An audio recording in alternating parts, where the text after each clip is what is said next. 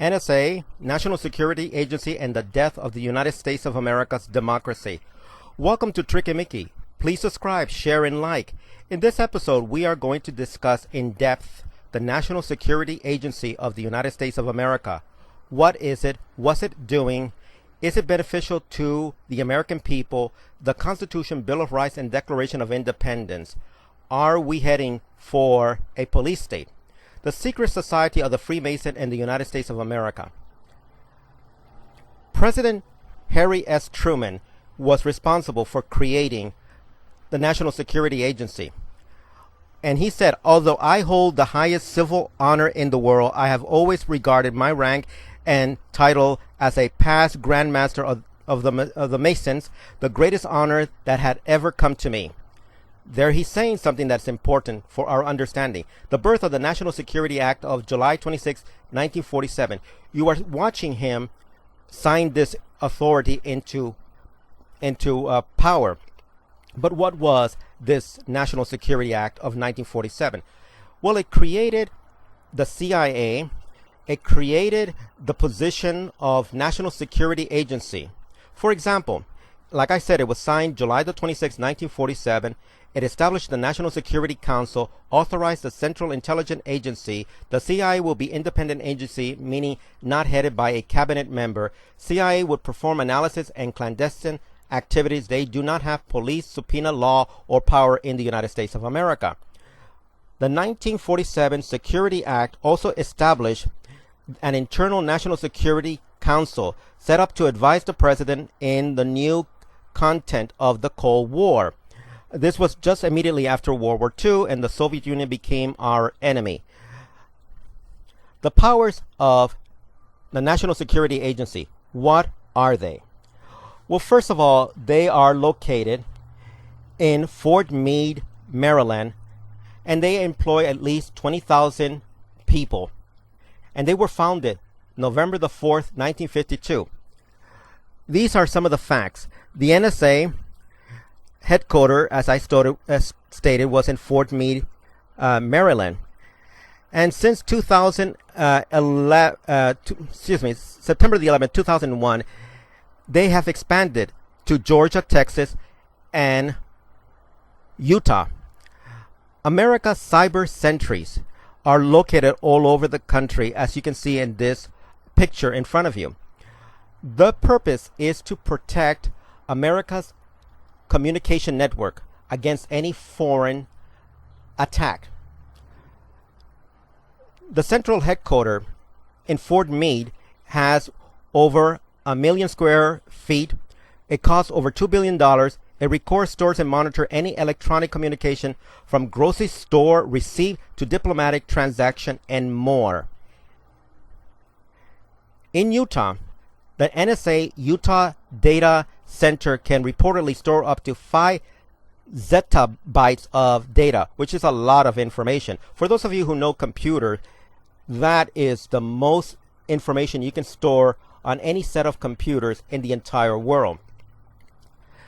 That place in Utah costs $1.5 billion to build, about another $2 billion for software, and they monitor all free-flowing data from all over the world. But how can NASA monitor all of this?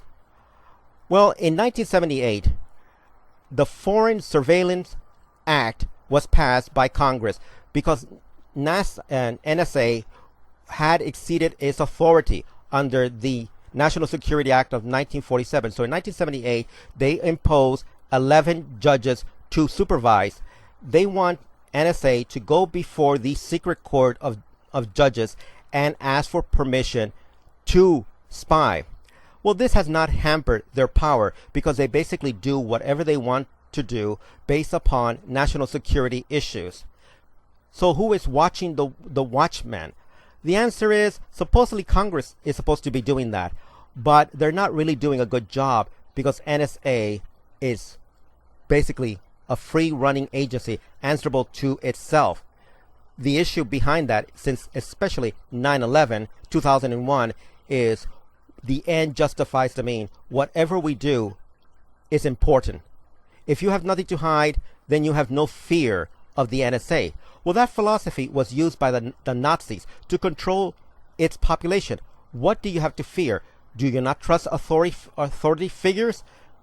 A good Nazi is obedient to the government because you must obey the order of the Führer, who is the leader of the state. In America, we are told that you cannot fight City Hall, that you shouldn't question the figures of authority because you're un-American. What foreign countries are helping NSA spy? There are 5 principal countries called the Five Eyes Alliances. These countries are very close to the United States. They're primarily English-speaking countries, and they have a whole network set up in their country internally to spy not only on their own people, but for us.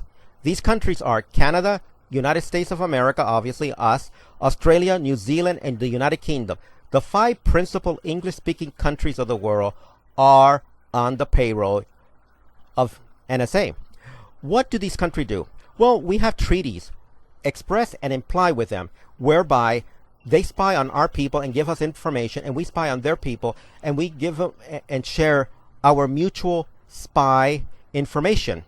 What a way to go. This is how NSA gets around many of the issue of not spying internally. But they still do it anyway because they believe they are authority unto themselves. There are also other countries that help NSA. And as you can see in this diagram, they are very diverse people, countries. Third parties such as Algeria, Austria, Belgium, Croatia, the Czech Republic, Denmark, Ethiopia, Finland, France, Germany, Greece, Hungary, India. Practically everybody is working with the NSA to create a Big Brother is watching all of us. What is Prism? Prism. What is it? Well, it's something that was established by NSA to help monitor the activity of the people of the United States. When we use our technology, such as our smartphones, our computer, we send out information out there into cyberspace. And this is called Signet. It's free flowing information because of your own free will. Using modern technology, even the smart television, you send out this information out into cyberspace. They can collect it and use it because you gave up that information freely. That also involves, as you can see in the diagram, Google, Yahoo, Facebook, Paltalk, YouTube, Skype, AOL, Apple. All of these organizations have been brought directly and indirectly to work with NSA for national security issue. They've been told that this is a patriotic way you have to work. There are open discussion by Microsoft that they deliberately create their computers with a backdoor chip so that they can go into your computer, turn it on without the red light showing, and they can see you and monitor you and hear you. This is not paranoia. This is not conspiracy crazy talk. This is open information that has been revealed by congressional investigation that we are constantly being spied on by the National Security Agency for our own good, of course. NSA is watching and listening to you. Well, of course, that is their reason for existence. Social media surveillance, as I stated specifically, all of these social medias that we use exist to serve the NSA. I do not know specifically what they're being paid in order to cooperate, but they are definitely on the payroll. Who wants to work for free? So I'm sure that Google and Facebook and all of these other networks are getting some type of pay. As you can see in this cartoon, which states the government is spying on us. They must have felt left out. Oh yes, poor NSA. They are always feel left out of it. They want to be involved in our life because it's an issue of power and dominance and control. The power of the police state. If you do not believe that we're living in a quasi-police state, I think you're very innocent and naive. You have the right to remain silent. Anything that has been secretly given to us by the NSA can be used against you, and we can't conceal that information from you and your attorney and the courts. This is no laughing matter. This is reality.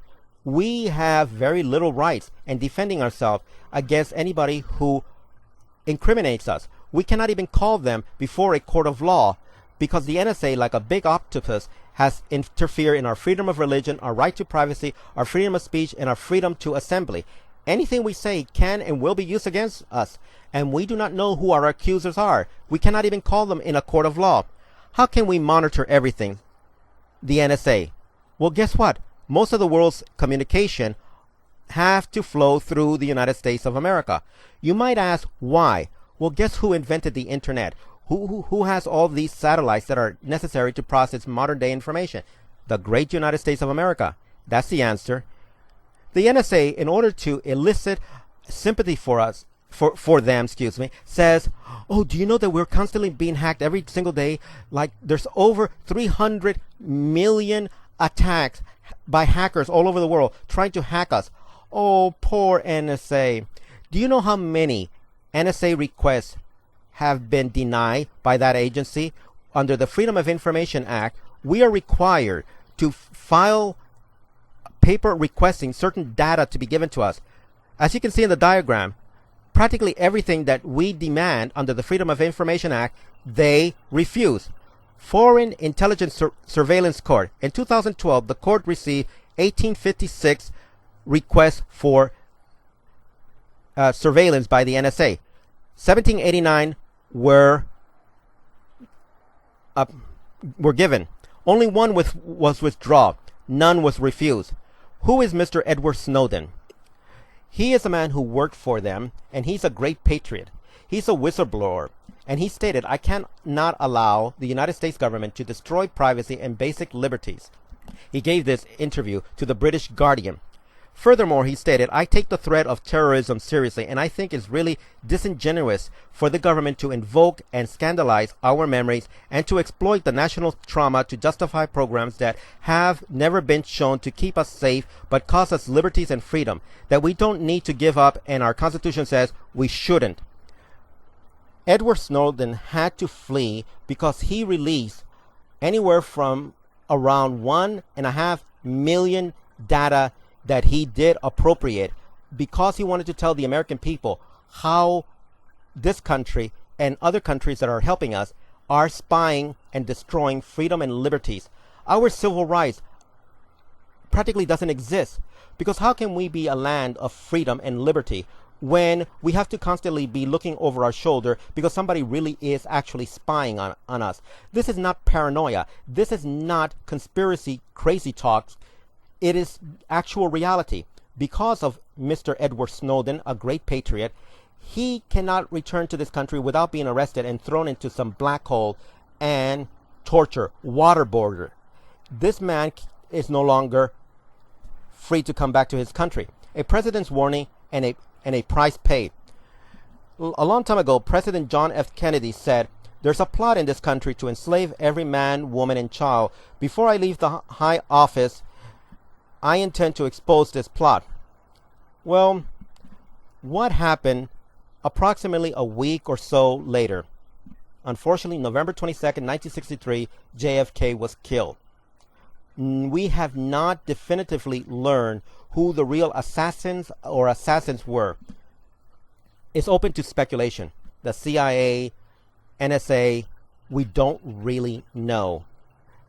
A single gun theory and single bullet does not explain it, but I want you to believe that. A president's regret. The man who created the CIA and NSA stated after he left office, I never would have agreed to the formulation of the Central Intelligence Agency back in 1947 if I had known it would become the American Gestapo. What a mediocre president. He left office with the lowest approval rating, 23%, lower than President Nixon at the height of Watergate, and this is his legacy.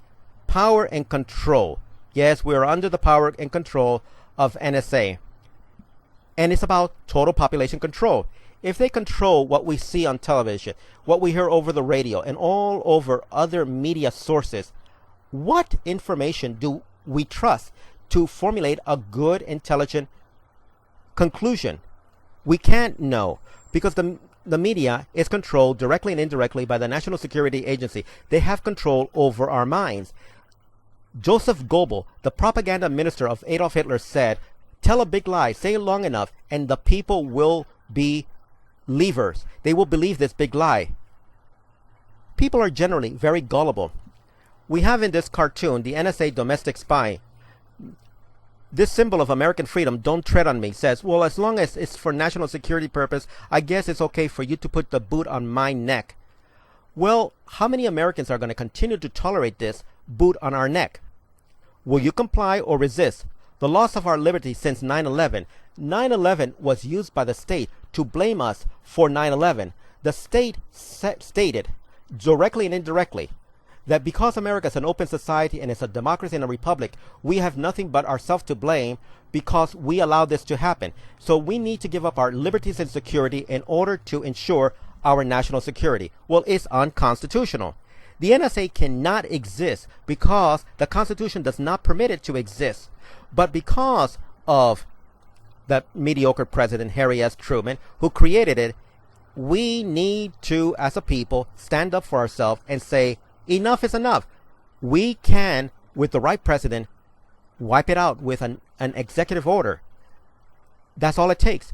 And the American people need to stand up for themselves and say, no, we are the rulers of this country.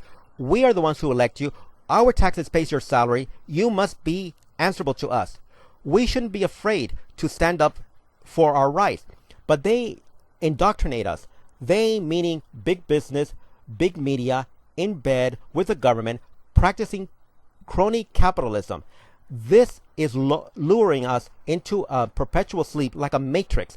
We are not in charge of our mind because we're constantly dependent on propaganda being fed into us and turning us into mental zombies. The future of our democratic republic really is in our hands.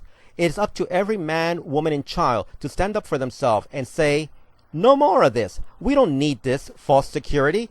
We're Americans. We believe in the Constitution, the Bill of Rights, the Declaration of Independence. We believe in the rule of law. How dare you take all of this away without even a democratic vote?